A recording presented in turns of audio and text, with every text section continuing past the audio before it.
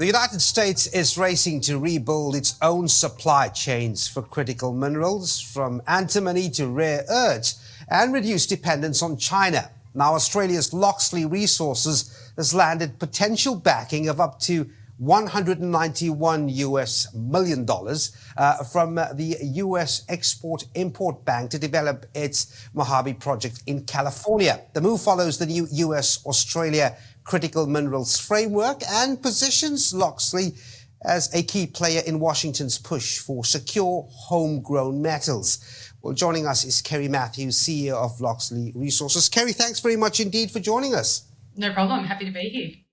Yeah, let me dive straight into it. What does this $191 million support mean for your Mojave project? And how close are you to putting it to work, Kerrie?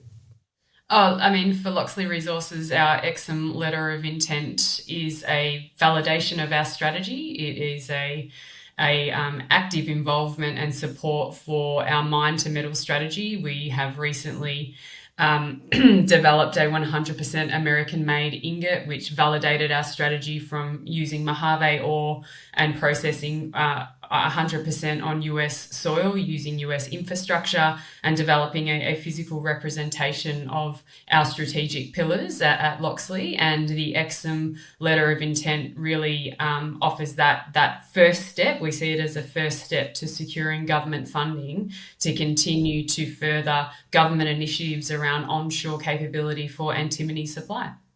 Yeah, and that speaks to my next question, because the new US-Australian minerals deal aims to strengthen joint supply chains, right? How does that open doors for Locksley?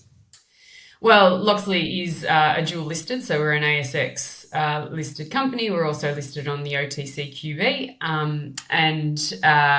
For us as an organisation, we have Australian management. Myself, I have a major projects background. We have a COO that's well accomplished in the mining and resources industry, and we have that Aussie know-how and experience that we can bring to the game. And how close are we to putting it to use, so to speak, is, we are very confident that we're well positioned to secure funding from here. And that funding for us really represents a pathway to moving forward with our plans around pilot plant, a demonstration of a pilot plant for antimony supply, and then, fast tracking our full scale production from there. So using our background, having Australian company, Aussie know-how around mining and resources, and really delivering on US soil is a huge strategic value for Locksley in this current climate.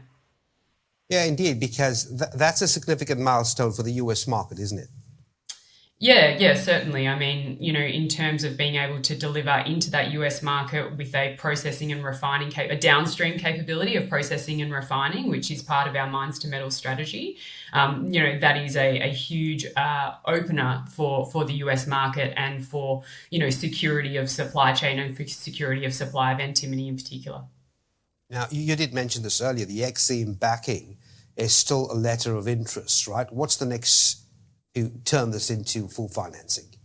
So we have successfully walked through a consultation process with EXIM, with representatives from EXIM, and that was conducted recently, and so from there our letter of interest is then converted into funding or to a pathway for funding, and it shows merit. There is merit in our strategic value of Locksley in the current under current US policy for critical minerals, and then we pursue funding from there using that as a basis to move forward, particularly focused on DPA 3 funding, so the Defence Production Act.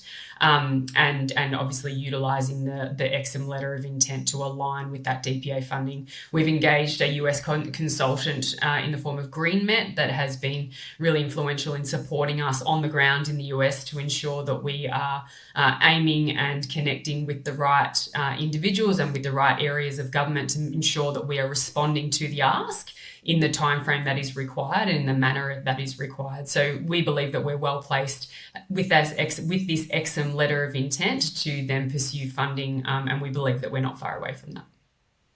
Well, great. As we wrap up, Kerrie, looking ahead, just 100 steps back here, how do you see Mojave fitting into America's broader critical minerals revival? Because That's what it is, right, over the next few years. Look, I think Locksley Resources and Mojave more generally is a really symbolic step forward to onshore or reshore domesticated supply chain of antimony.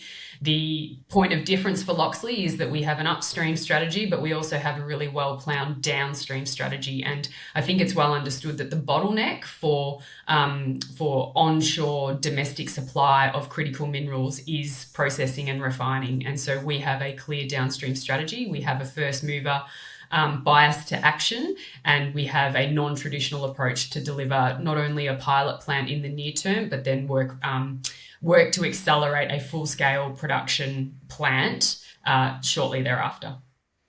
Oh, well, sounds compelling. Well, thanks very much indeed. Kerrie Matthews is the CEO of Locksley Resources. Kerrie, thanks indeed for your time. Thank you. Thanks for the opportunity.